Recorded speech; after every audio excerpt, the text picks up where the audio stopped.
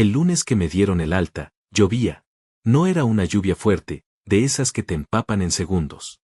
Era una llovizna fina, constante, del tipo que no moja la ropa de golpe pero te va calando los huesos despacio, sin que te des cuenta. Salí por las puertas automáticas del hospital con una bolsa de plástico transparente en la mano. Adentro había una muda de ropa, mi billetera con $60, y un sobre con los papeles del alta médica. Eso era todo. 56 días internado, y eso era todo lo que me llevaba. Me detuve un momento bajo el techo de la entrada. Miré el estacionamiento.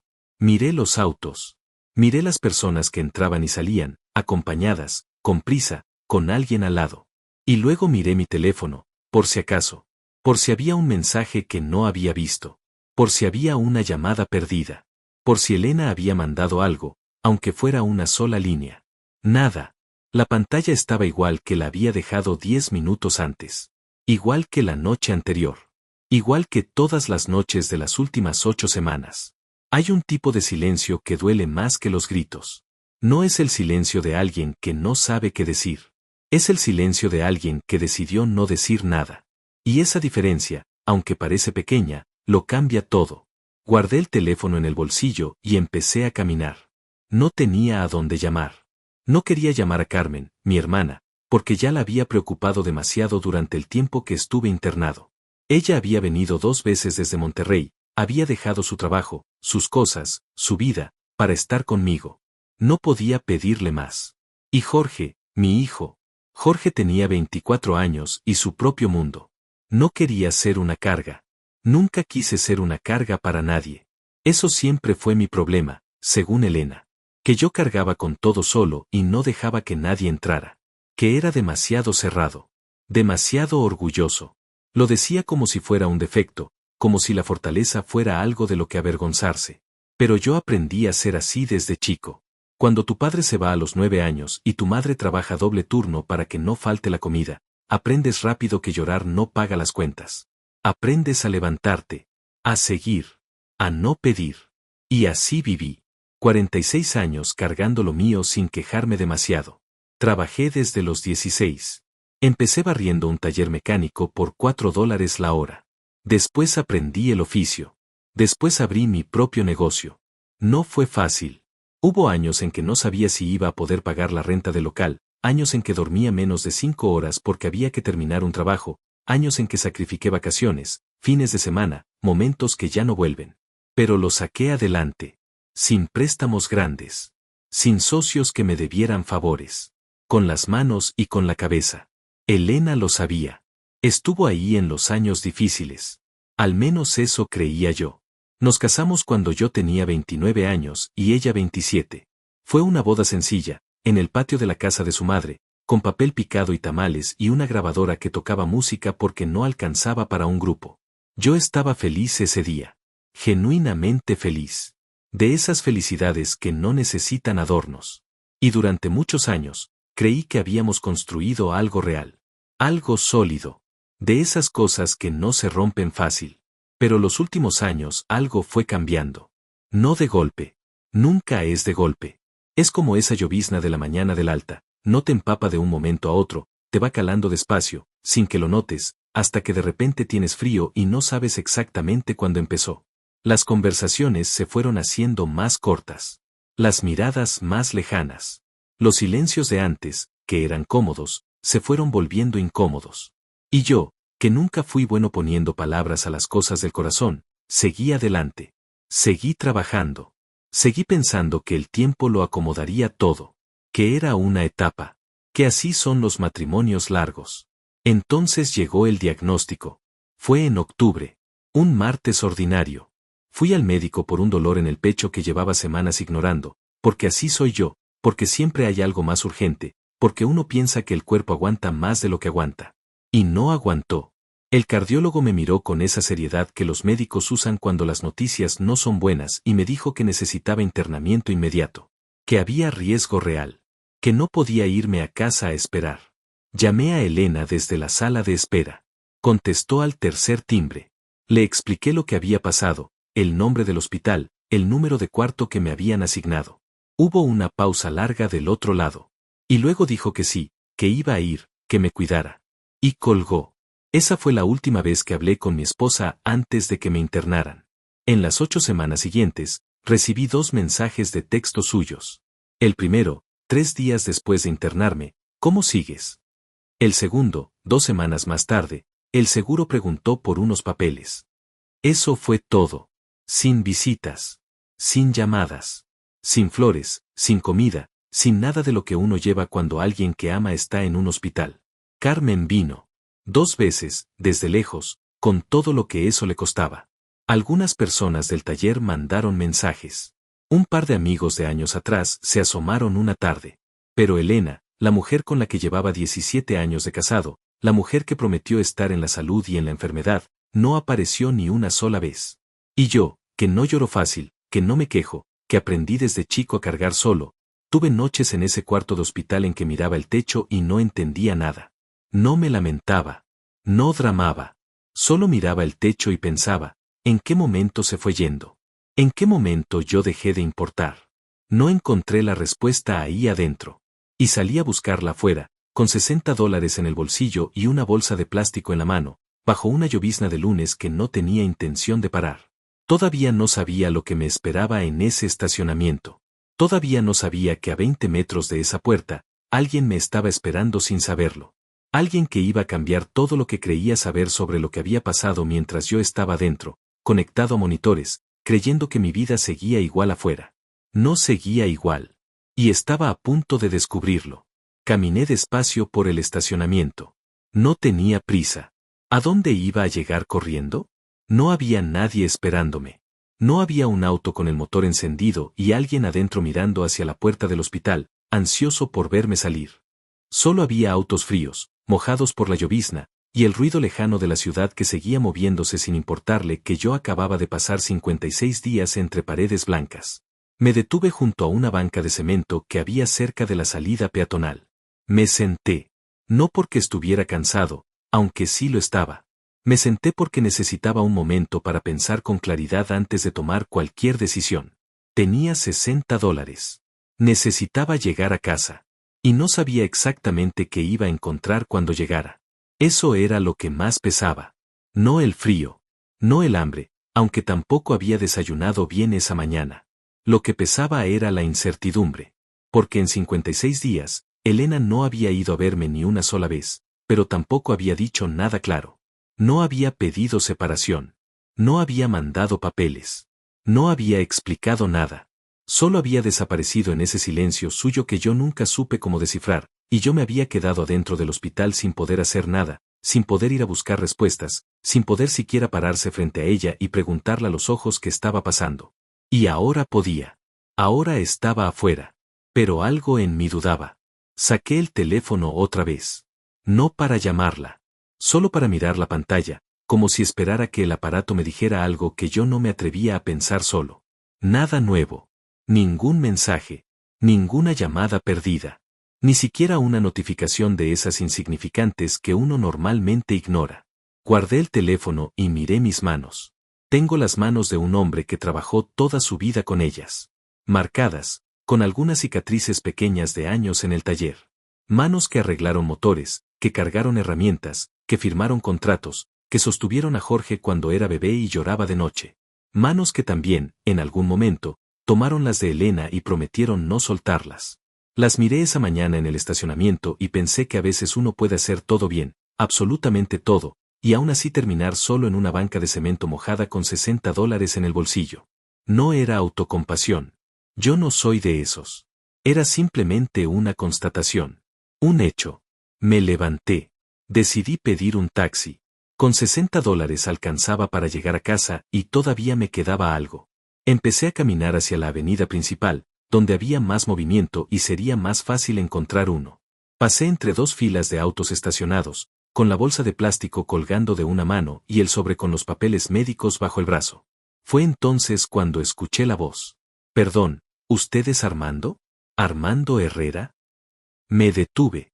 Me volteé despacio. Había un hombre parado junto a un auto gris, elegante, de esos que no son ostentosos pero que de lejos se nota que cuestan.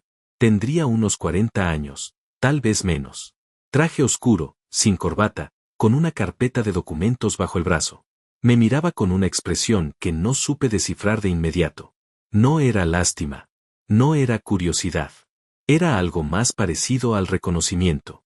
Como cuando alguien ve a una persona que no esperaba encontrar y no sabe todavía si alegrarse o contenerse. Lo miré. No lo reconocí. Sí, dije. Soy yo. Él exhaló despacio, como si hubiera estado conteniendo el aire. Dio 2 pasos hacia mí y se detuvo a una distancia prudente, como respetando un espacio que yo no le había dado permiso de cruzar todavía. Me llamo Ricardo, dijo. Ricardo Mendoza. Sé que probablemente no me recuerda. Tenía razón. No lo recordaba. Busqué en mi memoria su cara, su nombre, algún detalle que lo conectara con algún momento de mi vida, y no encontré nada concreto. El nombre me sonaba vagamente, como esas palabras que uno cree haber escuchado en algún lado pero no sabe dónde ni cuándo. Lo siento, dije. No caigo. Él asintió, sin ofenderse. No tiene por qué caer, dijo. Fue hace mucho tiempo. Usted hizo algo por mí en 2005 y probablemente ni lo recuerda porque para usted debió parecer algo pequeño. Para mí no lo fue. Me quedé quieto. El año 2005. Yo tenía 25 años en 2005. Todavía no tenía el taller propio. Trabajaba para un mecánico en la colonia Doctores, ganando lo justo para cubrir el cuarto que rentaba y algo de comida. Eran años difíciles. Buenos en cierto modo, porque uno es joven y la dificultad no pesa igual, pero difíciles. ¿Qué fue lo que hice?, pregunté. Ricardo no respondió de inmediato. Me miró un momento, luego miró la bolsa de plástico en mi mano, luego el hospital a mis espaldas. Y algo cambió en su expresión. Se volvió más seria. Más firme. ¿Acaba de salir?, preguntó. Esta mañana, dije. ¿Vino alguien por usted? La pregunta era directa. No tenía mala intención, pero era directa. Y la respuesta era obvia si él había estado observando aunque fuera un minuto. Yo estaba solo, con una bolsa de plástico, parado en un estacionamiento bajo la llovizna, sin auto, sin nadie. No, dije. Y no agregué más. Ricardo apretó los labios. Asintió una vez, despacio. Y luego dijo algo que no esperaba. Permítame llevarlo. Por favor. ¿A dónde necesite ir? Lo miré. Evalué. Yo no soy de aceptar favores fácilmente. Nunca lo fui. Hay algo en mí que resiste eso, que prefiere arreglárselas solo antes de quedar en deuda con alguien. Pero esa mañana estaba cansado. Cansado de una manera que no tiene que ver solo con el cuerpo. Cansado de cargar todo solo, de demostrar que podía, de no pedir aunque me hiciera falta. Y algo en la manera en que ese hombre me miraba no me daba miedo. No era la mirada de alguien que quiere algo a cambio. Era la mirada de alguien que tiene una deuda pendiente y finalmente encontró la oportunidad de saldarla. No sé quién es usted, le dije con honestidad. Lo sé, respondió. Pero usted sí sabe quién es usted. Y eso es suficiente para mí. No supe qué responder a eso. Era una frase extraña. Pero era verdadera. Y las frases verdaderas a veces no necesitan respuesta, solo necesitan espacio para quedarse. Acepté. Caminé hacia su auto sin decir más. Él abrió la puerta del copiloto con una calma que me pareció natural, sin exagerar el gesto, sin hacerme sentir que me estaba haciendo un favor enorme. Como si fuera lo más normal del mundo recoger a un desconocido en el estacionamiento de un hospital un lunes lluvioso. Me senté. El auto olía a café y a cuero limpio. El calefactor estaba encendido y el calor me golpeó despacio, como una mano amable en el hombro. Cerré la puerta. Ricardo se sentó del lado del conductor, acomodó su carpeta en el asiento trasero y arrancó el motor sin apresurarse. ¿A dónde lo llevo?, preguntó. Le di la dirección de la casa. La dirección que había sido mi casa por 14 años. La dirección donde Elena seguía viviendo, supuse. O al menos eso creía yo en ese momento. Todavía no sabía que en esa carpeta que Ricardo había acomodado tan tranquilamente en el asiento de atrás, había documentos que iban a cambiar todo lo que yo creía saber sobre los últimos meses de mi vida. Todavía no sabía que ese hombre que decía deberme algo del año 2005 sabía cosas sobre mi propia casa que yo ignoraba por completo. Solo sabía que por primera vez en 56 días, alguien me estaba llevando a algún lado. Y eso, en ese momento, era suficiente. Salimos del estacionamiento del hospital en silencio. Un silencio que no era incómodo, pero que tampoco era ligero. Era el tipo de silencio que se instala entre dos personas cuando ambas tienen cosas importantes que decir y ninguna sabe todavía por dónde empezar. Yo miraba por la ventana. La ciudad seguía su ritmo normal, indiferente, como siempre. Autos, semáforos, gente caminando con paraguas o sin ellos, locales abiertos, niños con mochilas. La vida ordinaria de un lunes que para todos los demás era un lunes cualquiera. Para mí era el primer día de algo que todavía no tenía nombre. Ricardo manejaba con calma. Sin música. Las manos firmes en el volante, la mirada al frente, la mandíbula ligeramente tensa como la de alguien que está ordenando sus pensamientos antes de hablar. Lo observé de reojo un par de veces. Tenía una presencia tranquila, de esas que no necesitan llenarse de palabras para ocupar el espacio. Me recordó, curiosamente, a mí mismo cuando era más joven. Antes de que los años y las responsabilidades me fueran poniendo capas encima. Fue él quien habló primero. ¿Cuánto tiempo lleva casado, don Armando? No me esperaba a esa pregunta. No al inicio de todo, no antes de que me hubiera explicado siquiera cómo me conocía, de dónde venía, qué hacía en ese estacionamiento. Pero la pregunta estaba ahí, directa, sin rodeos. 17 años, dije. Él asintió. No dijo nada más por un momento. Y su esposa, sabía que le daban el alta hoy. Otra pregunta directa. Sentí algo moverse en el pecho. No enojo. Todavía no. Era algo más parecido a la vergüenza, aunque tampoco era exactamente eso. Era esa sensación de cuando alguien hace visible algo que uno había decidido no mirar de frente. Le avisé, dije. Hace 3 días, cuando me confirmaron la fecha. Y nada. Ricardo no respondió. No hizo ningún sonido. No exhaló con fuerza ni movió la cabeza de esa manera que hace la gente cuando quiere demostrar que está indignada en nombre de uno. Solo guardó silencio. Y ese silencio fue más elocuente que cualquier cosa que hubiera podido decir. Pasaron varios segundos antes de que yo volviera a hablar. Usted me dijo que lo ayudé en 2005, dije. ¿Qué fue lo que pasó? Ricardo redujo la velocidad porque el semáforo delante cambió a rojo. Se detuvo. Y ahí, con el motor en pausa y la lluvia golpeando suave el techo del auto, me miró por primera vez desde que habíamos arrancado. Yo tenía 19 años, dijo. Había llegado a la ciudad hacía 4 meses. Solo. Sin familia, sin contactos, sin dinero. Dormía donde podía. Había noches que no dormía en ningún lado. Estaba buscando trabajo en lo que fuera, pero sin papeles en regla y sin experiencia, nadie me abría la puerta. Escuché en silencio. Una noche, era noviembre si mal no recuerdo, estaba sentado en la banqueta afuera de un taller mecánico en la colonia Doctores. No estaba pidiendo nada, solo estaba ahí porque no tenía a dónde ir y el portal del taller me daba algo de resguardo del frío. Usted salió. Era tarde, debían ser las 10 u 11 de la noche. Y en lugar de ignorarme o pedirme que me fuera, se paró. Me preguntó si había comido. El semáforo cambió a verde. Ricardo arrancó despacio. Le dije que no y usted entró al taller, buscó algo, y salió con 2 tortas envueltas en papel y un refresco. Me los dio sin pedirme nada a cambio. Sin preguntarme por qué estaba ahí ni juzgarme por mi situación. Solo me los dio y me dijo que si al día siguiente seguía necesitando trabajo, llegara temprano porque el patrón buscaba ayuda para barrer y cargar cosas. Me quedé callado.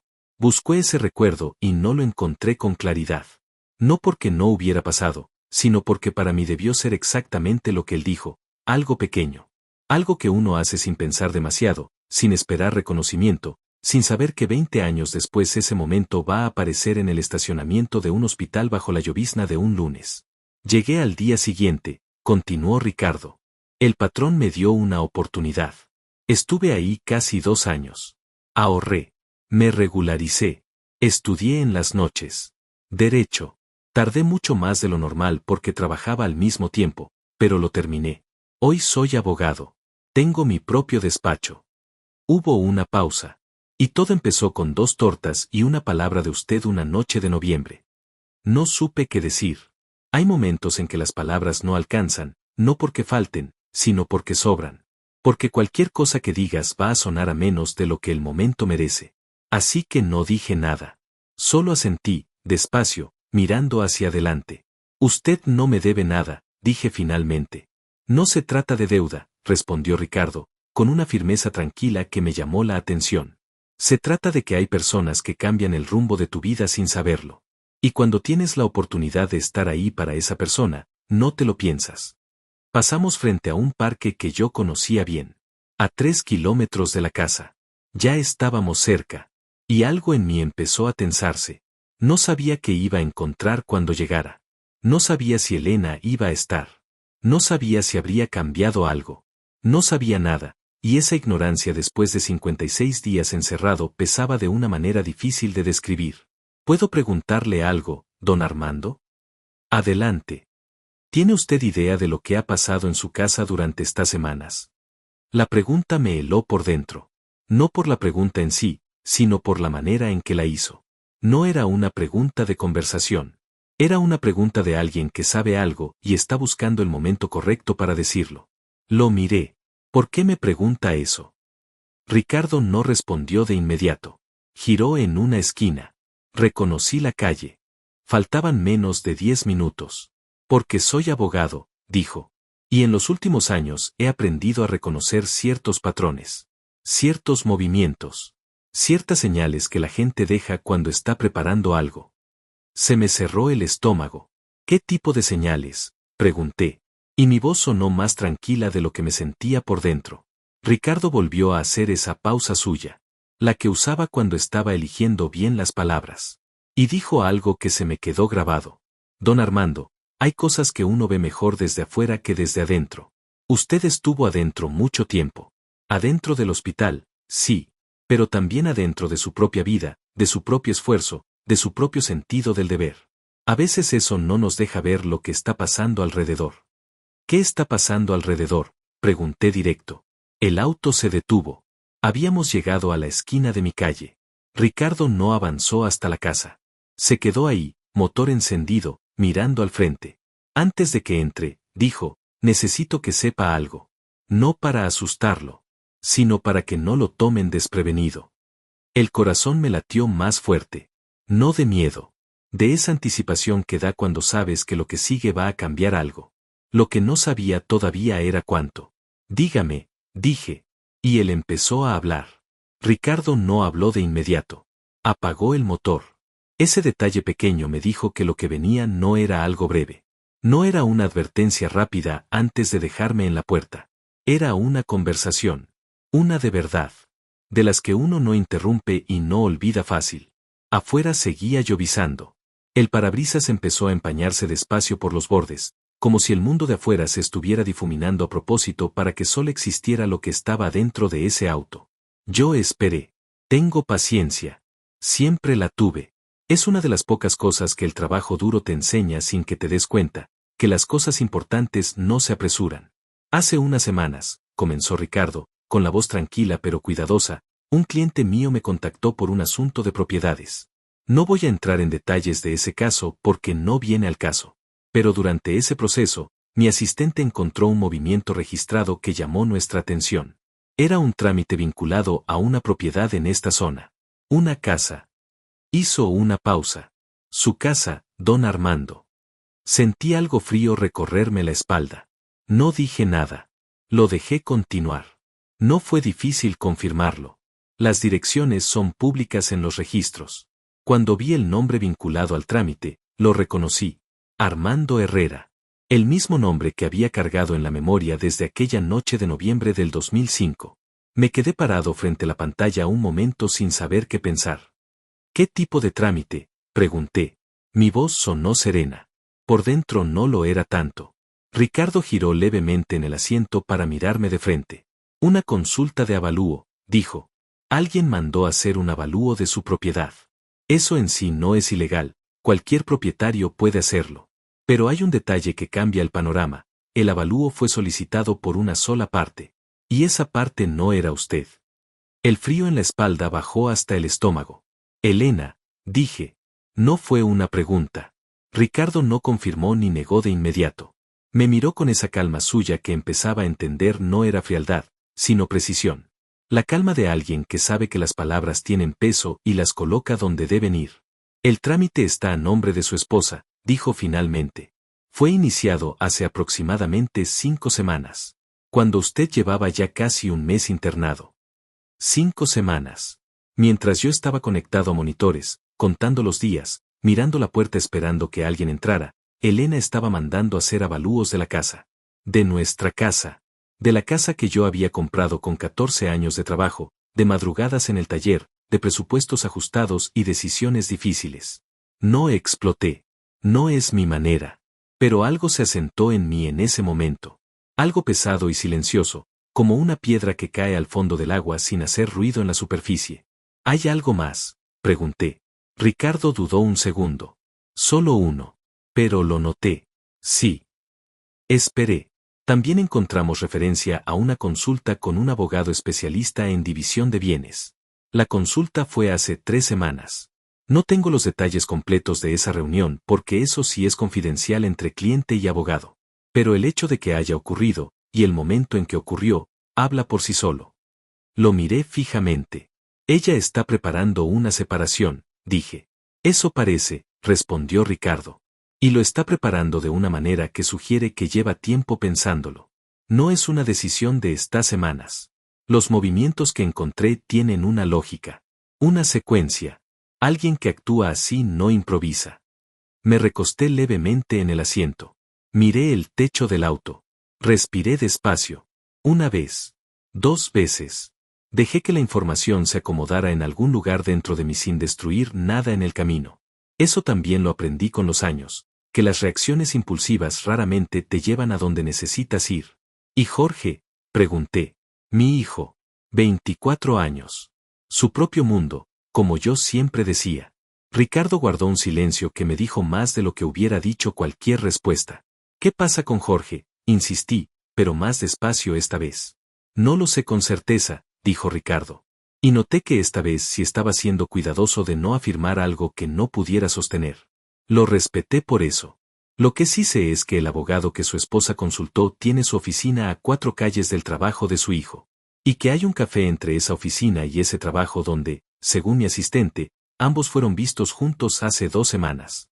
El techo del auto se me quedó grabado en la vista. Lo estaba mirando, pero no lo estaba viendo. Estaba viendo otra cosa. Estaba viendo a Jorge de chico, cuando le enseñé a montar en bicicleta en el patio de la casa.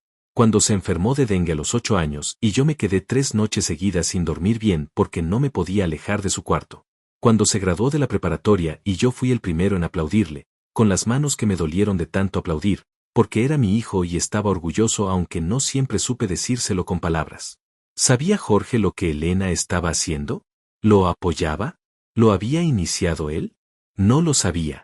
Y no iba a saberlo esa mañana, sentado en ese auto, con la información incompleta y el cuerpo todavía débil de semanas de hospital. Pero la pregunta ya estaba adentro. Y las preguntas de ese tipo no se van fácil. ¿Por qué me está diciendo todo esto?, pregunté. No con desconfianza. Con genuina necesidad de entender. Ricardo me miró. Porque usted se merece saber en qué terreno está parado antes de entrar a esa casa, dijo. Porque si entra sin saber nada, van a llevar la ventaja. ¿Y por qué? Hizo una pausa breve, porque yo le debo más que 2 tortas. Le debo el rumbo de mi vida. Y no voy a quedarme cruzado de brazos sabiendo lo que sé. Hubo un silencio largo entre los dos. Afuera, la llovizna seguía. Un perro cruzó la calle despacio. Un señor mayor pasó empujando un carrito de mandado sin apresurarse. La vida ordinaria, otra vez, completamente ajena a lo que estaba ocurriendo adentro de ese auto. ¿Qué me recomienda?, pregunté finalmente. Y con esa pregunta, sin saberlo del todo, empecé a dejar de estar solo en esto. Ricardo acomodó su postura. Tomó su carpeta del asiento trasero. La abrió con cuidado y sacó una hoja. No me la dio todavía. Solo la tuvo en la mano, como quien sostiene algo que sabe que va a cambiar el peso de una conversación. Lo primero, dijo, es que no entre a esa casa hoy. Lo miré. ¿Por qué? Porque si ella está preparando lo que creo que está preparando, necesita que usted reaccione. Necesita que usted llegue desorientado, cansado, recién salido del hospital, sin información, sin apoyo. Necesita que usted cometa un error. Cualquier error. Algo que pueda usar después. Tenía sentido. Doloroso, pero lógico. Y entonces. Entonces primero hablamos. Primero sabe usted exactamente qué tiene, qué le corresponde y cómo protegerlo. Y después, cuando entre a esa casa, entra con la cabeza clara y el terreno seguro. Lo miré durante varios segundos. Evalué. No soy un hombre que confía a la ligera. Nunca lo fui. Pero hay momentos en que la vida te pone enfrente a alguien y algo adentro de ti, algo que no se explica del todo, te dice que esa persona está de tu lado. Sin agenda. Sin trampa. Sin segunda intención. Ricardo Mendoza me daba esa sensación. De acuerdo, dije. Y con esa palabra, algo empezó a moverse. Algo que Elena, con todos sus planes y sus avalúos y sus reuniones secretas, no había calculado. Que yo no iba a llegar solo. Ricardo arrancó el motor de nuevo y salió despacio de la esquina de mi calle sin decir a dónde íbamos. Yo no pregunté. Había algo en la manera en que manejaba, en la seguridad tranquila de cada movimiento, que me decía que no era necesario. Que había un rumbo y que ese rumbo tenía sentido aunque yo todavía no lo viera completo. Miraba por la ventana mientras la ciudad pasaba. Las calles que conocía de memoria, las que había recorrido cientos de veces en mi propio auto, en mi camioneta del taller, a veces a pie cuando el clima lo permitía. Calles que eran parte de lo que yo llamaba mi vida. Y que esa mañana se veían distintas. No porque hubieran cambiado, sino porque yo estaba viéndolas desde un lugar diferente, con una información nueva que lo teñía todo de otra manera. Pensé en Elena. No con rabia. Todavía no. Con algo más parecido a la perplejidad. Porque yo podía entender el desgaste. Podía entender que un matrimonio de 17 años tuviera grietas. Podía entender el distanciamiento, la rutina que aplasta, los silencios que se vuelven costumbre. Todo eso lo entendía porque yo también lo había vivido desde adentro.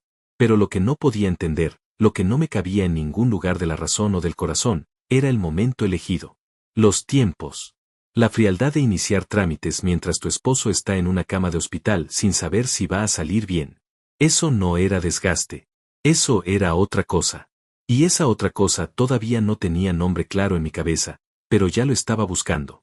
Ricardo se detuvo frente a un edificio discreto, de fachada beige, con un letrero pequeño junto a la entrada que decía el nombre de un despacho jurídico. Bajamos. Me sostuvo la puerta sin hacerlo notar demasiado, con esa naturalidad que tienen las personas bien educadas de verdad, las que no necesitan que se los reconozcan. Subimos al segundo piso por unas escaleras de madera que crujían levemente con cada paso. La oficina era ordenada. No lujosa, pero sí seria. Libros, carpetas, una planta verde en la esquina, 2 sillas frente a un escritorio amplio. Olía a papel y a café recién hecho. Ricardo me indicó una silla, desapareció un momento hacia una salida lateral y volvió con 2 tazas. Me puso una enfrente sin preguntar si quería. Lo agradecí en silencio. Me senté. Tomé la taza entre las manos. El calor me hizo bien. Me di cuenta de que tenía frío desde que había salido del hospital y no lo había notado del todo hasta ese momento, porque el frío de afuera y el frío de adentro se habían mezclado tanto que ya no sabía distinguirlos. Ricardo se sentó al otro lado del escritorio. Abrió su carpeta. Sacó varias hojas y las acomodó frente a él con cuidado. No me las mostró todavía. Primero me miró. ¿Cómo está físicamente, don Armando? ¿Puede sostener esta conversación? Me gustó que preguntara. No era protocolo. Era genuino. Estoy bien, dije. Débil todavía, pero bien. Dígame lo que necesita decirme. Asintió. Lo que le voy a mostrar no son pruebas en sentido legal todavía. Son indicios. Documentos públicos, registros accesibles, información que cualquier persona con acceso a las bases correctas puede consultar. Nada de esto fue obtenido de manera irregular. De acuerdo. De acuerdo. Giró la primera hoja hacia mí. Era una copia del registro de avalúo que había mencionado en el auto. El nombre de Elena estaba ahí, claro, con fecha y folio. La propiedad descrita era la nuestra. 14 años pagando esa casa. 14 años de presupuestos, de sacrificios, de una hipoteca que liquidamos 3 años antes de lo previsto porque yo trabajé doble temporada 2 años seguidos para adelantar pagos. La miré sin tocarla. El avalúo lo solicitó su esposa 5 semanas atrás, dijo Ricardo. El valor estimado que arroja el documento es de $142,000. Eso es relevante porque en un proceso de división de bienes, ese sería el valor base de negociación. $142,000. El número no me sorprendió en términos de mercado. La zona había subido. Lo que me golpeó fue otra cosa, que ella ya tenía ese número. Que alguien ya había ido a mi casa, caminado por mis cuartos, medido mis metros cuadrados, puesto precio a lo que yo había construido, y yo no lo sabía. Yo estaba en una cama de hospital creyendo que mi vida seguía en pausa mientras esperaba recuperarme. No estaba en pausa. Estaba siendo movida sin mí. ¿Y la cuenta bancaria? Pregunté. Porque si había movimientos en la propiedad, los había en otro lado también. Lo sabía. Lo intuía. Ricardo me miró con algo que no era sorpresa, sino reconocimiento. ¿Tiene usted cuentas conjuntas con su esposa? Teníamos una cuenta de gastos del hogar, dije. La usábamos para los servicios, el súper, cosas de la casa. Yo depositaba cada 15 días. Ella administraba los gastos. ¿Sabe cuánto había en esa cuenta cuando se internó? Hice memoria. El último depósito que recordaba haber hecho fue 2 días antes del martes que me mandaron internar. Habían sido $800. El saldo que había en ese momento, sumando lo que ya estaba, debía andar cerca de los $1,300, $1,400. Se lo dije a Ricardo. Él anotó algo en un papel. Luego dijo, sin levantar la vista todavía. Voy a necesitar que me autorice revisar el estado de esa cuenta. Con su nombre como titular conjunto, tiene derecho a la información completa. Puedo hacerlo hoy mismo si usted quiere. Hágalo, dije. Levantó la vista. Y en sus ojos había algo que mezcló respeto con algo más. Algo parecido a la determinación de alguien que lleva tiempo esperando el momento de hacer algo que importa de verdad. Don Armando, quiero ser honesto con usted sobre algo más. Dígame. Su hijo Jorge. Se detuvo, como buscando la forma correcta de entrar a ese territorio. Y yo, que soy padre, que conozco lo que cuesta escuchar cosas difíciles de alguien que llevas cargado en el corazón desde que nació, lo dejé buscar ese camino sin apresurarlo. No tengo elementos para afirmar que Jorge está participando activamente en algo en contra de usted, dijo finalmente. Lo que sí puedo decirle es que ha tenido contacto con el proceso. Y que ese contacto, en el momento en que ocurrió, no parece casual. ¿Cree usted que él sabe lo que Elena está haciendo? Creo que sería difícil que no lo supiera. Lo dejé reposar. Jorge, mi hijo, el niño al que le enseñé que el trabajo honesto es lo único que nadie te puede quitar. El muchacho que me vio levantarme a las 5 de la mañana durante años sin quejarme. ¿Sabía? Y si sabía, ¿por qué no me dijo nada? ¿Ni una llamada al hospital? ¿Ni un mensaje que dijera papá, ¿hay algo que debes saber? La respuesta más dolorosa no siempre es la más ruidosa. A veces es simplemente el silencio de alguien que eligió un bando y eligió no decírtelo. No lloré. No soy de eso. Pero algo en mí se acomodó de una manera diferente. Como cuando cargas algo mucho tiempo en un solo hombro y finalmente lo cambias al otro. No pesa menos. Pero al menos el dolor está en un lugar nuevo. ¿Qué sigue? Pregunté. Ricardo cerró su carpeta un momento. Me miró con claridad. Lo que sigue es que usted no entra a esa casa sin saber exactamente qué tiene y qué le corresponde. Lo que sigue es que revisamos cada bien, cada cuenta, cada documento. Lo que sigue es que cuando usted cruce esa puerta, cruce con la cabeza fría y la información completa. Porque la única ventaja que tiene alguien que planea en silencio es que el otro no sabe lo que sabe. Hizo una pausa. Y usted ya sabe. Tomé un sorbo de café. Estaba tibio ya, pero no importaba. Tenía 56 días de hospital en el cuerpo. Tenía el cansancio de semanas de silencio y abandono encima. Tenía preguntas sin respuesta sobre mi esposa y sobre mi hijo que me pesaban de maneras distintas y al mismo tiempo. Pero tenía algo que no tenía esa mañana cuando salí por las puertas automáticas del hospital con una bolsa de plástico y $60. Tenía a alguien en mi esquina. Y todavía no sabía todo lo que eso iba a significar. Pasamos casi 3 horas en ese despacho.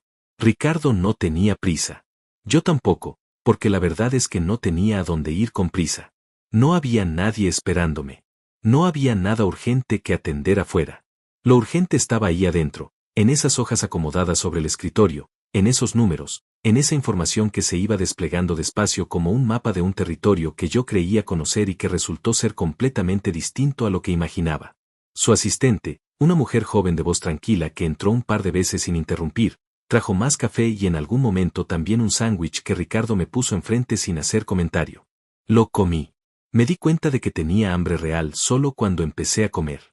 El cuerpo a veces espera que uno le dé permiso para sentir lo que ya está sintiendo. Ricardo trabajaba con una metodología que me llamó la atención desde el principio. No saltaba de un tema a otro. No exageraba. No usaba palabras grandes para decir cosas simples. Iba por partes, confirmaba que yo había entendido antes de avanzar, y cuando llegaba a algo que podía ser emocionalmente difícil, lo decía directo pero sin golpear de más. Era el tipo de abogado que yo hubiera querido tener cerca en cualquier momento difícil de mi vida.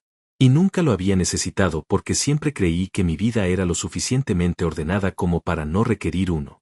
¡Qué equivocado estaba! Lo primero que revisamos fue la propiedad. Ricardo me explicó con paciencia la diferencia entre los distintos regímenes matrimoniales y cómo eso afectaba lo que le correspondía a cada parte en una separación. Me preguntó si recordaba bajo qué régimen nos habíamos casado Elena y yo. Le dije que sociedad conyugal, porque así lo habíamos hecho, porque en ese entonces yo no sabía nada de esos temas y el notario dijo que era lo más común y así quedó. Ricardo asintió y anotó algo. Eso significa que legalmente, todos los bienes adquiridos durante el matrimonio se consideran de ambos en partes iguales, dijo. La casa, los vehículos, los ahorros. Todo lo que se generó desde la fecha del matrimonio entra en ese esquema. ¿Y el taller? Pregunté. Porque el taller era lo que más me importaba. Más que la casa, más que cualquier otra cosa. El taller era 20 años de mi vida. Era el lugar donde me había roto el lomo y había levantado algo desde cero. Era la fuente de todo lo demás. Y yo lo había abierto después de casarme, con dinero que en parte había ahorrado solo antes del matrimonio y en parte había conseguido ya estando casado. Ricardo me miró con esa seriedad cuidadosa que ya empezaba a reconocerle. El taller va a depender de cómo esté constituido legalmente, de cuándo se registró, y de si hay documentos que demuestren que parte del capital inicial era tuyo antes del matrimonio, dijo. ¿Guarda usted esos documentos? Guardo todo, dije. Y era verdad. Soy de esos que no tiran nada. Tengo carpetas con recibos de hace 15 años. Contratos, facturas, estados de cuenta. Todo archivado en una cajonera del taller y en una caja en el cuarto de servicio de la casa. Siempre fui así. No porque supiera que algún día lo iba a necesitar para algo así, sino porque me enseñaron que los papeles importantes se guardan y punto. Eso es muy bueno, dijo Ricardo, y por primera vez desde que lo conocí esa mañana, algo en su expresión se relajó levemente. Eso nos da una base sólida para trabajar. Nos da. Dijo nos da. Y yo lo escuché y no lo corregí, porque en ese momento necesitaba ese plural más de lo que hubiera querido admitir. Seguimos. Revisamos lo que él había podido consultar sobre la cuenta bancaria conjunta. Los números que encontró no me sorprendieron en el sentido de que ya algo adentro de mí lo intuía, pero verlos escritos en una hoja fue distinto. Durante las semanas que estuve internado, habían salido de esa cuenta varios retiros. No todos el mismo día, sino distribuidos. $300 aquí, 200 allá. Una transferencia de 450. Otra de 380. En total, más de $2,000 habían salido de esa cuenta en las 8 semanas de mi internamiento. $2,000 de una cuenta que, cuando yo entré al hospital, tenía poco más de 1,300. Eso significaba que también había vaciado lo que hubiera entrado después. Del seguro médico, de algún reembolso, de algo. No lo sabía con exactitud todavía. Pero los números no mentían. ¿Puede ella hacer eso legalmente? Pregunté. Es una cuenta conjunta, dijo Ricardo. Ambos tienen derecho de uso. Pero si se demuestra que los retiros fueron sistemáticos y con la intención de reducir el patrimonio común antes de un proceso legal, eso cambia la figura. Eso ya no es uso, eso es disposición maliciosa de bienes comunes. Y eso tiene consecuencias. Consecuencias. La palabra se quedó flotando en el aire del despacho por un momento. Pensé en Elena. En la Elena de hace 17 años, con su vestido sencillo en el patio de la casa de su madre, con el papel picado de colores moviéndose con el viento. En la Elena que me esperaba despierta cuando yo llegaba tarde del taller, no para reclamarme, sino para calentar la cena. En la Elena que lloró cuando murió mi madre y me tomó de la mano en el velorio sin decir nada, solo apretando, porque a veces no hacen falta las palabras. ¿En qué momento esa mujer se había convertido en alguien capaz de hacer avalúos a escondidas y vaciar cuentas mientras su esposo estaba en el hospital? No lo sabía. Y tal vez nunca lo iba a saber del todo. Porque las personas cambian de maneras que no siempre tienen una explicación limpia y ordenada. A veces simplemente se van yendo hacia un lugar que uno no ve hasta que ya están demasiado lejos. ¿Hay algo más que deba saber? Pregunté. Ricardo juntó las hojas de su carpeta con cuidado. Las alineó. Las guardó. Y luego me miró de una manera que me dijo que lo que venía era lo más difícil de la conversación. Sí, dijo. Esperé. Hace 10 días, su esposa tuvo una reunión con el abogado especialista en familia que les mencioné antes. En esa reunión, según información que obtuve por un canal que prefiero no detallar pero que es completamente lícito, se discutió la posibilidad de presentar una solicitud de separación por abandono del hogar. Lo miré fijamente. Abandono del hogar, repetí. Yo estaba en el hospital. Lo sé. Ella no fue a verme ni una sola vez. Lo sé, don Armando.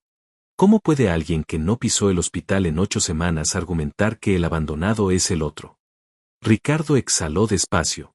Porque en los procesos legales, lo que importa no siempre es lo que ocurrió, sino lo que se puede demostrar que ocurrió. Y si usted no tiene documentado que estuvo internado, que ella fue notificada, que hubo comunicación de su parte, que usted no se fue por voluntad propia sino por razones médicas de urgencia, entonces hay un espacio que alguien con mala intención puede intentar llenar con su propia versión. Me quedé en silencio un momento, procesando. Pero tengo los papeles del hospital, dije. El alta médica. Los registros de internamiento. Todo eso existe. Existe, confirmó Ricardo.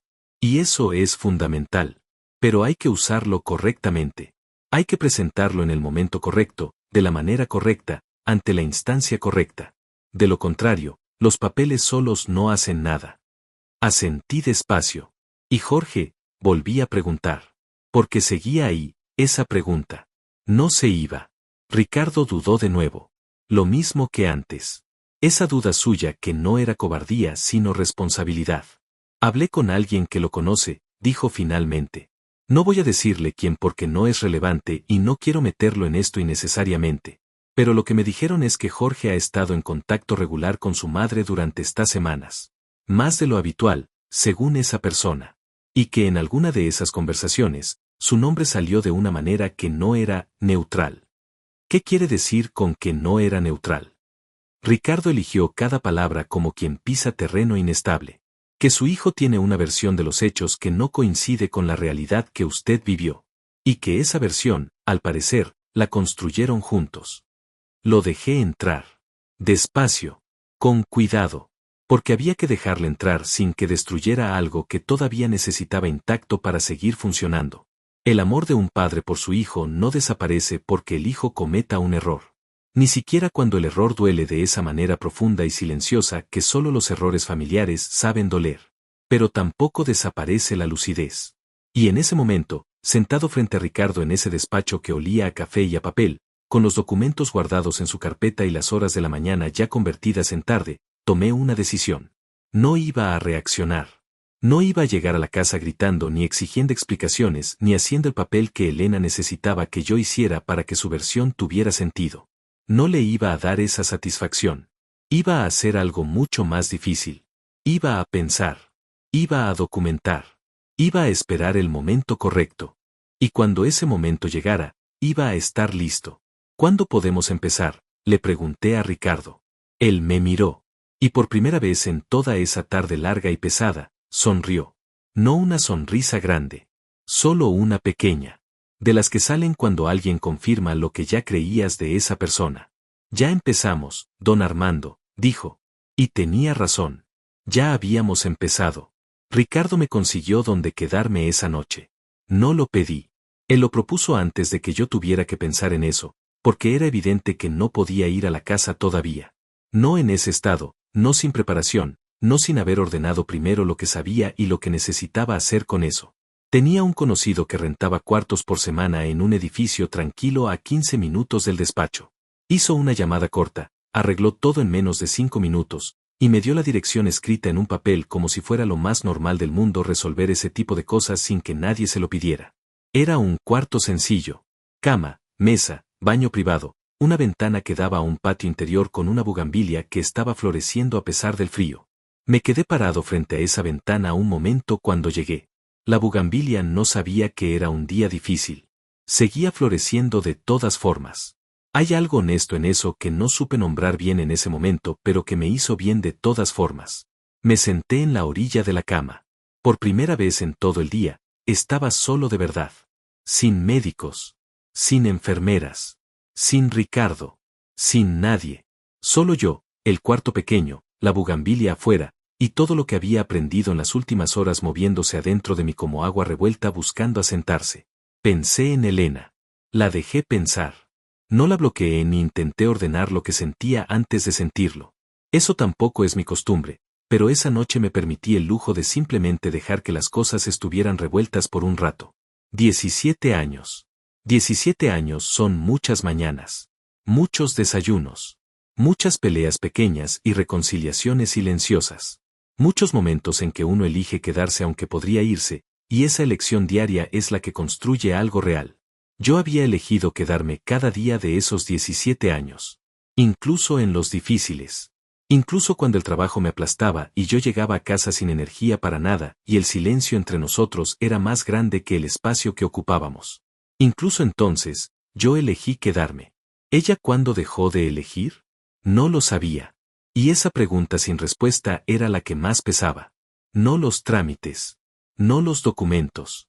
No los números. Eso era manejable. Lo que no era tan fácil de manejar era la pregunta de cuando la persona que dormía a tu lado empezó a construir una salida sin decirte nada. ¿Cuántas noches fingió dormir mientras pensaba en eso? ¿Cuántas conversaciones ordinarias tuvimos mientras ella ya sabía algo que yo no sabía? Eso era lo que dolía de verdad. No lo que iba a perder, sino lo que ya había perdido sin saberlo. Me recosté en la cama sin quitarme los zapatos. Miré el techo. Un techo distinto al del hospital pero con la misma función esa noche, darme algo fijo donde poner los ojos mientras la cabeza trabaja sola. Pensé en Jorge. Ahí sí me costó más. Con Elena había una distancia que los años habían ido construyendo, una distancia que yo no había querido ver pero que en algún lugar ya reconocía. Con Jorge no. Con Jorge la distancia no la veía porque no creía que existiera. Porque los hijos son otra cosa. Los hijos son una parte de ti que camina sola por el mundo y uno cree, quiere creer, necesita creer que esa parte siempre va a saber de qué lado estás. ¿Sabía Jorge todo lo que Elena estaba haciendo? ¿Lo había sabido desde el principio? ¿Lo había apoyado? ¿O simplemente no había tenido el valor de decirme nada y eso era su manera de tomar partido sin admitirlo? No tenía respuestas. Solo preguntas. Y la noche entera por delante para cargarlas. En algún momento me quedé dormido sin notarlo. El cuerpo tomó lo que necesitaba sin pedirme permiso. Cuando abrí los ojos, afuera había oscurecido del todo y el cuarto estaba en penumbra. Me senté. Me quité los zapatos. Fui al baño. Me miré en el espejo un momento, algo que no había hecho con calma en mucho tiempo. El hospital tiene espejos pero uno no se mira en ellos de la misma manera. En esos espejos uno busca si está mejorando, si el color de la cara está volviendo, si los ojos parecen menos hundidos que ayer. En ese espejo me miré distinto. Me vi entero. Un hombre de 46 años, con el pelo más gris de lo que recordaba, con líneas en la cara que no estaban hace 5 años, con ese gesto cerrado alrededor de la boca que uno desarrolla cuando aprende desde chico a no mostrar demasiado. Me miré y pensé, este hombre no merece lo que está pasando. No porque sea perfecto, sino porque es honesto. Y la honestidad debería contar para algo. A la mañana siguiente, Ricardo me llamó temprano. ¿Cómo amaneció? Bien, dije. Y era verdad, en la medida en que bien significaba listo para seguir. Tengo novedades, dijo. Y su voz tenía un tono distinto al de la tarde anterior. Más firme. Más concreto. Como el tono de alguien que estuvo trabajando mientras el otro dormía. Dígame. Revisé el estado completo de la cuenta conjunta. Los movimientos de las últimas 8 semanas suman $2,340 en retiros. Eso incluye transferencias y retiros en efectivo. El saldo actual es de $87. $87. De una cuenta que yo alimenté durante años con depósitos regulares y puntuales. $87. Además, continuó Ricardo, encontré algo que no esperaba. Hay una solicitud de cambio de beneficiario en una de las pólizas del seguro de vida que usted tiene. La solicitud fue hecha hace 6 semanas. Todavía no ha sido procesada del todo, pero está en trámite. Me incorporé en la cama. ¿Cambio de beneficiario a nombre de quién? A nombre de Jorge.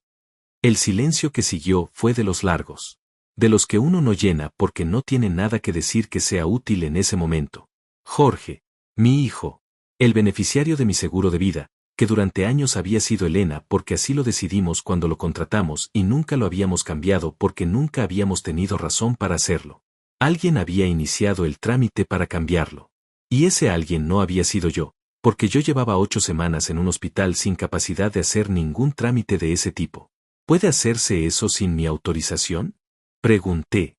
No debería, dijo Ricardo. Voy a revisar exactamente cómo está planteada la solicitud y qué documentos se presentaron para iniciarla. Porque si se hizo sin su firma o con documentación irregular, eso es otro elemento importante. Otro elemento. Los elementos se iban sumando. Cada uno por sí solo podría tener una explicación. Juntos formaban un patrón que era imposible ignorar. Ricardo, dije, dígame. ¿Cuánto tiempo lleva usted trabajando en esto? Desde que encontró mi nombre en ese registro hasta ahora. Hubo una pausa breve. 3 semanas, dijo. 3 semanas. Mientras yo estaba en el hospital en las últimas semanas de mi internamiento, Ricardo Mendoza, un hombre al que yo le había dado 2 tortas y una oportunidad una noche de noviembre del año 2005, había estado trabajando en silencio para tener información que yo necesitaba sin saber que la necesitaba. No supe qué decir. Hay gratitudes que no caben en palabras porque son demasiado grandes para el espacio que las palabras tienen. Así que no intenté meterla ahí. Gracias, dije solamente. Y lo dije de la manera en que uno dice las cosas que de verdad siente. Sin adornos. No me dé las gracias todavía, respondió él. Todavía falta lo más importante. ¿Qué falta? Que usted entre a esa casa. Hubo una pausa. Creo que es momento, don Armando. Tenemos suficiente para que usted no llegue desprevenido. Tenemos documentos, tenemos registros, tenemos una línea clara de lo que ocurrió mientras usted estuvo internado. Y tenemos algo más que conseguí ayer por la tarde. ¿Qué consiguió? Conseguí que un notario pueda recibirnos hoy, para que usted firme un documento que proteja formalmente su parte de los bienes antes de que cualquier proceso legal sea iniciado por la otra parte. Es un paso preventivo, legal, limpio, sólido, pero hay que hacerlo antes de que ella mueva el siguiente paso. Me levanté de la cama. Me puse los zapatos. Me pasé una mano por la cara. ¿A qué hora? Pregunté. A las 11. Tenemos 2 horas. Miré por la ventana. La bugambilia seguía ahí, floreciendo, sin saber nada de todo esto, sin necesitar saberlo. Voy a estar listo, dije, y mientras lo decía, algo que había estado apretado en el pecho desde el lunes en que salí del hospital con una bolsa de plástico y $60 empezó, muy despacio, a soltarse. No porque el problema hubiera terminado, sino porque por primera vez desde que empezó todo esto, yo sabía exactamente dónde estaba parado. Y eso, para un hombre como yo, lo cambia todo. La notaría quedaba en el centro, a 20 minutos del cuarto donde había pasado la noche. Ricardo me recogió puntual, como era ya su costumbre en el poco tiempo que lo conocía. Puntualidad es una forma de respeto, siempre lo creía así, y él lo practicaba sin necesidad de decirlo. Íbamos callados los primeros minutos. No era un silencio incómodo. Era el silencio de 2 personas que tienen cosas importantes en la cabeza y saben que no todo necesita decirse en voz alta para existir. Afuera el día había amanecido más despejado que el anterior. La llovizna había parado. El sol salía entre nubes grises con esa luz blanca y fría de las mañanas de noviembre que ilumina todo sin calentar nada. Pensé en lo que venía. La notaría, los documentos, las firmas. Todo ese mundo legal que yo nunca había necesitado entender a fondo porque siempre creí que mi vida era suficientemente recta como para no requerir ese tipo de protecciones. ¡Qué ingenuo! No porque sea malo ser honesto, sino porque la honestidad de uno no garantiza la del otro. Y yo había cometido el error de asumir que porque yo nunca haría algo así, Elena tampoco lo haría. Ese error me había costado caro. Pero todavía estaba a tiempo de corregirlo. La notaría era un lugar serio, de esos que tienen maderas oscuras en las paredes y un olor a papel antiguo que da la sensación de que ahí las cosas que se firman pesan de verdad. El notario era un hombre mayor, de anteojos redondos y manos tranquilas, que nos recibió con una formalidad amable y nos hizo pasar a una sala pequeña con una mesa y 4 sillas. Ricardo había preparado todo de antemano. Los documentos estaban listos. Solo necesitaban mi lectura, mi comprensión y mi firma. Los leí despacio. Cada párrafo, cada cláusula. Soy así. No firmo lo que no entiendo.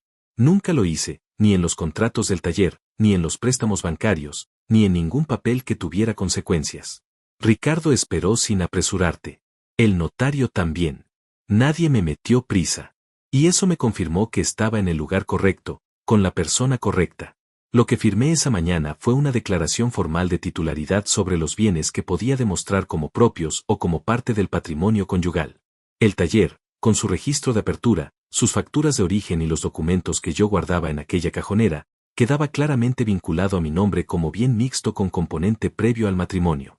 La casa quedaba registrada como bien conyugal con historia documentada de aportación mayoritaria por mi parte. Las cuentas, los vehículos, los equipos del taller.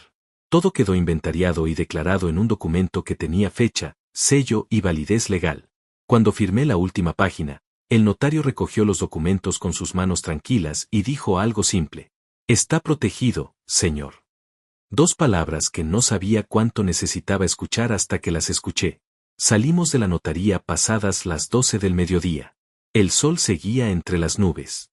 Nos quedamos parados un momento en la banqueta, Ricardo con su carpeta bajo el brazo, yo con una copia de los documentos en la mano, los dos mirando la calle sin decir nada por un momento.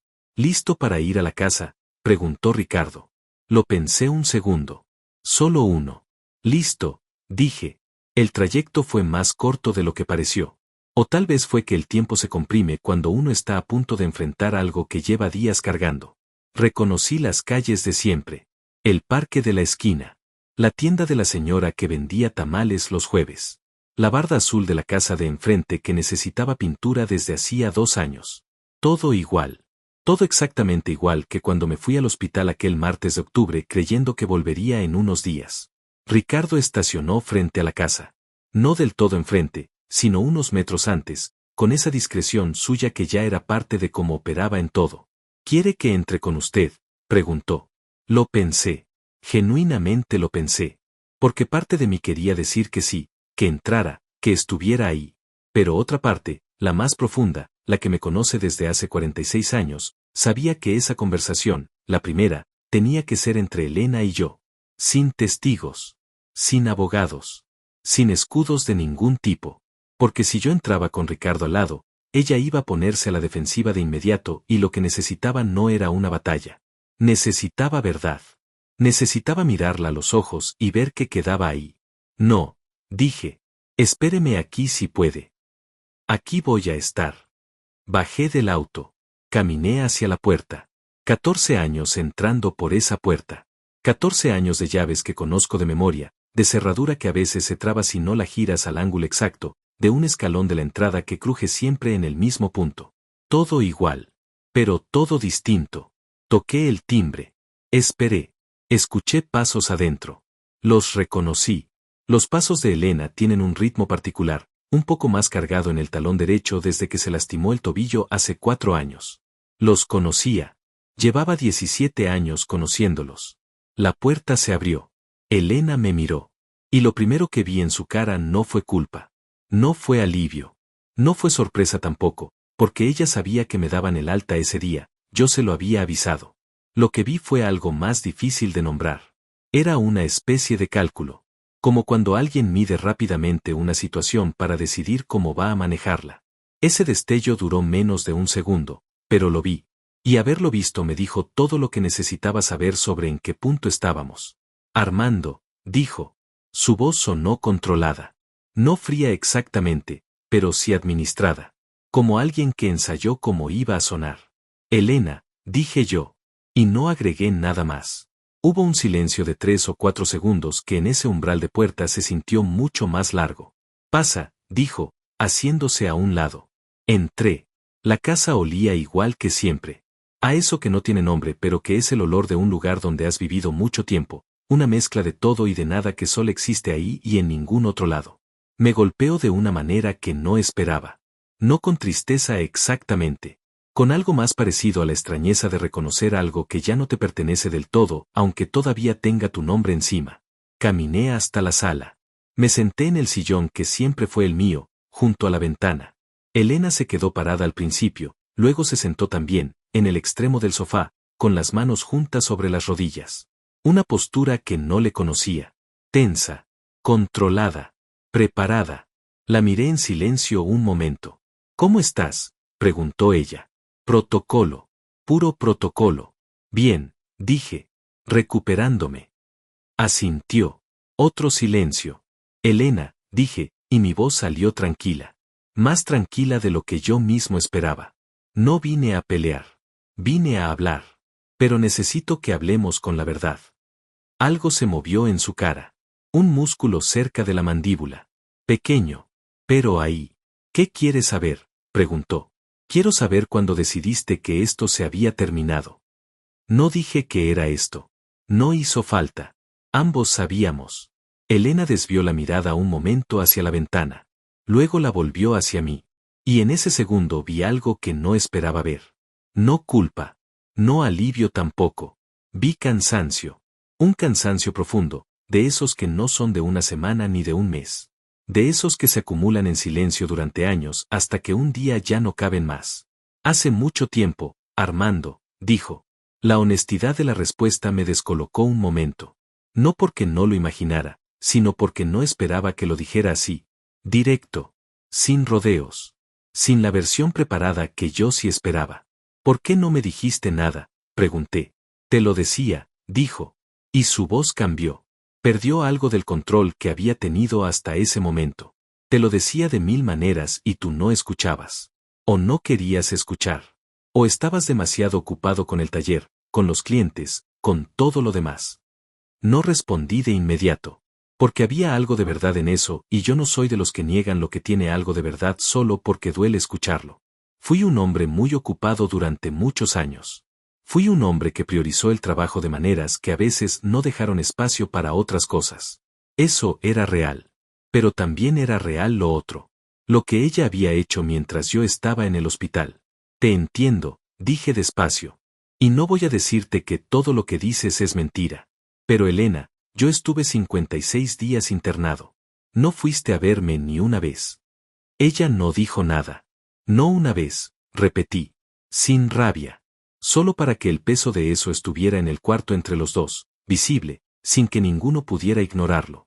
Sus ojos bajaron hacia sus manos. Sé que está mal, dijo en voz baja. Sí, dije. Está mal. Otro silencio. Pero distinto a los anteriores. Este tenía algo de rendición adentro. Como cuando alguien que llevaba mucho tiempo sosteniendo algo pesado finalmente lo suelta porque ya no puede más. ¿Cuándo hablaste con un abogado?, pregunté. Su cabeza subió de golpe. Me miró.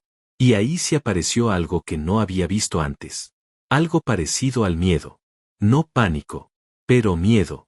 ¿Cómo sabes eso?, preguntó. Sé varias cosas, Elena. Las palabras las dije sin amenaza. Sin triunfo. Simplemente como una constatación. Y el efecto que tuvieron fue más poderoso que cualquier tono duro que hubiera podido usar. Porque cuando alguien que esperabas encontrar desorientado llega con información, el plan que construiste con tanto cuidado empieza a temblar por la base. Vi cómo procesaba eso.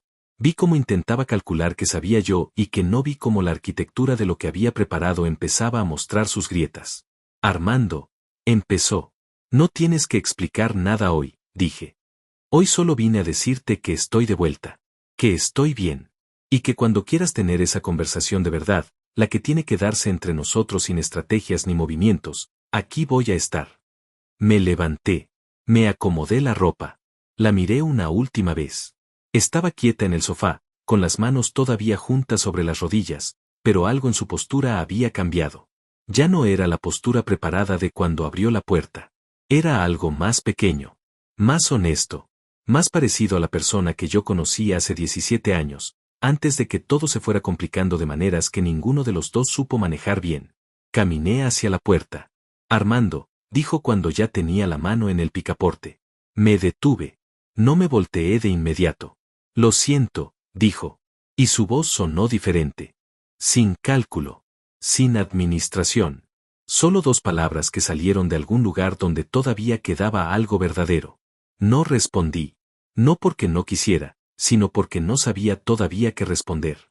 Porque lo siento a veces llega demasiado tarde para cambiar lo que ya cambió, y a veces llega justo a tiempo para que algo no se pierda del todo.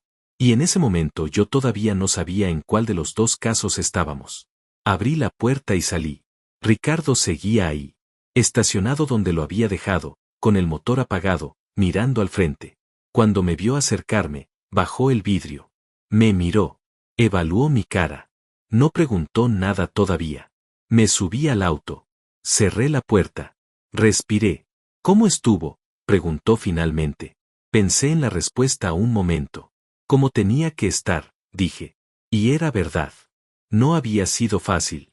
No había sido limpio. No había tenido el desenlace ordenado que uno imagina cuando se prepara para algo así. Pero había sido real. Y lo real, aunque duela, siempre es mejor que la versión perfecta que solo existe en la cabeza. Todavía faltaba mucho. Todavía estaba Jorge. Todavía estaban los documentos, los procesos, las conversaciones que no habían ocurrido. Todavía estaba toda una vida que reorganizar desde un punto que no había elegido, pero que era el que tenía. Pero esa tarde, sentado en ese auto frente a la casa donde había vivido 14 años, supe algo que no sabía el lunes cuando salí del hospital con una bolsa de plástico y $60 en el bolsillo. Supe que iba a estar bien. No de inmediato. No sin esfuerzo. No sin que algunas cosas dolieran todavía mucho antes de dejar de doler. Pero iba a estar bien. Pasaron 3 meses. No voy a decir que fueron 3 meses fáciles, porque no lo fueron. Pero sí puedo decir que fueron 3 meses honestos.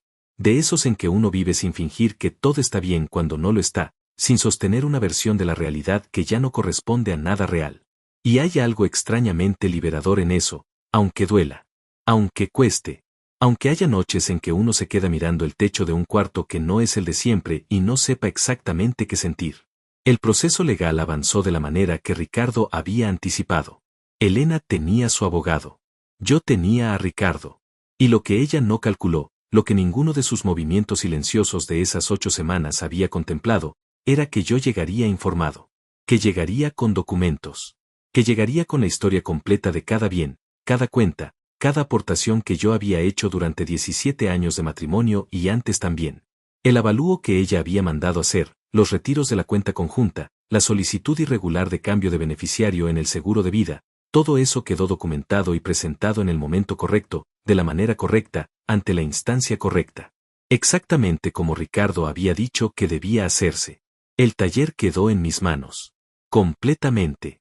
Los documentos que yo guardaba en aquella cajonera, esos recibos y contratos de hace 15 años que nunca tiré porque siempre creí que los papeles importantes se guardan, resultaron ser exactamente lo que necesitábamos para demostrar el origen del capital y la historia de construcción del negocio. Ricardo los presentó con una precisión que me hizo entender por qué había llegado a donde había llegado.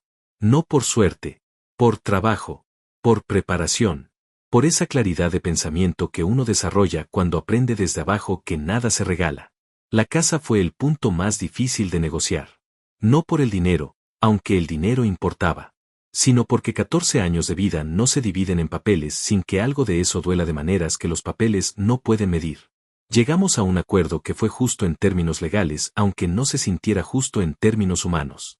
Pocas cosas en estos procesos se sienten justas en términos humanos. Esa es la verdad que nadie te dice antes. Elena se quedó en la casa durante el proceso. Yo seguí en el cuarto del edificio con la bugambilia. Me acostumbré a ese espacio pequeño de una manera que no esperaba.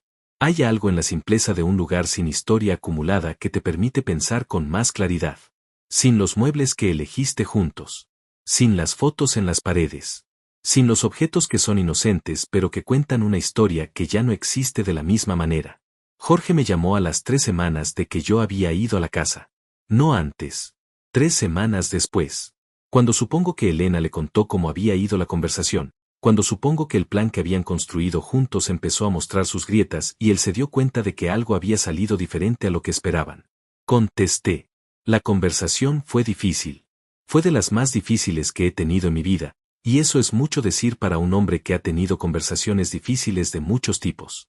Porque con Elena había una distancia que los años habían construido, una distancia que yo no quise ver pero que en algún lugar ya reconocía.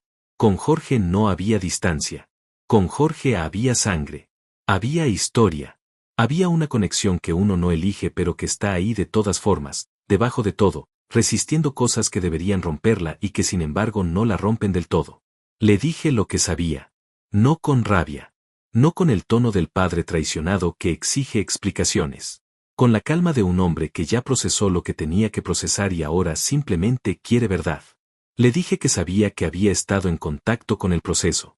Le dije que sabía que hubo conversaciones donde mi nombre salió de maneras que no eran neutrales. Le dije que no le iba a pedir que eligiera entre su madre y su padre porque eso no es algo que un padre honesto le pide a un hijo. Pero sí le pedí una cosa. Le pedí que no me mintiera. Hubo un silencio largo del otro lado. De esos silencios que son una respuesta en sí mismos. Y luego Jorge habló. Y lo que dijo no fue perfecto. No fue todo lo que yo hubiera querido escuchar. Pero fue honesto. Y la honestidad, aunque llegue tarde y aunque duela, siempre vale más que la versión cómoda de las cosas. Me dijo que su madre le había contado una versión de nuestra historia que lo había hecho verme de una manera que no era justa. Me dijo que había cometido el error de escuchar una sola versión y creerla sin preguntar la otra. Me dijo que lo sentía. Y la manera en que lo dijo, sin adornos, sin excusas largas, me recordó a algo que yo mismo le había enseñado cuando era niño, que los errores no se borran, pero se pueden corregir si uno tiene el valor de mirarlos de frente. No le dije que todo estaba bien. Porque no todo estaba bien todavía. Pero le dije que estaba escuchando. Y que íbamos a seguir hablando. Y que entre padre e hijo, mientras los dos estén dispuestos a hablar con verdad, siempre hay camino. Eso fue hace 2 meses.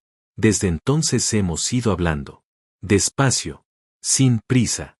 Reconstruyendo algo que se dañó pero que no se rompió del todo. Eso también me enseñó estos meses, que hay cosas que resisten más de lo que uno cree. Que hay vínculos que aguantan golpes que deberían destruirlos y que sin embargo siguen ahí, lastimados pero presentes, esperando que alguien tenga el valor de tender la mano primero. Yo tendí la mano. No porque no me hubiera dolido, sino porque soy su padre. Y los padres, los que de verdad lo son, no llevan la cuenta de quien tendió la mano primero. Ricardo y yo seguimos en contacto. No como cliente y abogado solamente, aunque eso también siga siendo parte de lo que somos mientras el proceso termina de cerrarse, sino como algo que no tiene un nombre exacto pero que se parece mucho a una amistad. De esas que nacen en momentos extraños, en circunstancias que nadie elegiría, pero que tienen una raíz sólida precisamente por eso. Porque nacieron en lo difícil. Un día, tomando café en su despacho mientras revisábamos los últimos documentos del proceso, me dijo algo que se me quedó guardado. Me dijo que cuando era joven y estaba en la calle y yo salí de ese taller aquella noche de noviembre con 2 tortas y una palabra, lo que más le había impactado no fue la comida. Fue que yo lo miré a los ojos. Que no miré hacia otro lado como si no existiera. Que lo traté como a una persona en un momento en que mucha gente lo trataba como si fuera invisible. Me dijo que eso era lo que había cargado todos estos años. No la deuda de un favor, sino el recuerdo de que alguien lo había visto. Lo escuché y no supe qué decir por un momento. Porque a veces las cosas que más cambian la vida de otros son las que uno hace sin pensar, sin calcular, simplemente porque es lo que corresponde hacer cuando uno se encuentra con alguien que necesita algo y uno puede darlo. Sin esperar nada. Sin saber que 20 años después ese momento va a aparecer en el estacionamiento de un hospital bajo la llovizna de un lunes y te va a devolver algo que ni sabías que necesitabas. Así funciona la bondad cuando es real. No avisa. No lleva agenda. No llega cuando uno la planea. Llega cuando uno ya casi no la espera, de maneras que no se pueden predecir, por caminos que no se pueden calcular. Yo lo aprendí a los 46 años, en el peor momento de mi vida adulta. Lo aprendí saliendo de un hospital con $60 en el bolsillo y una bolsa de plástico en la mano, solo, bajo la lluvia, sin saber que lo que venía iba a ser difícil pero también iba a ser, de maneras que todavía estoy descubriendo, exactamente lo que necesitaba. No terminé mejor que antes en todos los sentidos. Perdí cosas que duelen. Perdí la versión de mi vida que creía tener. Perdí la certeza de algunos vínculos que pensé que eran inquebrantables.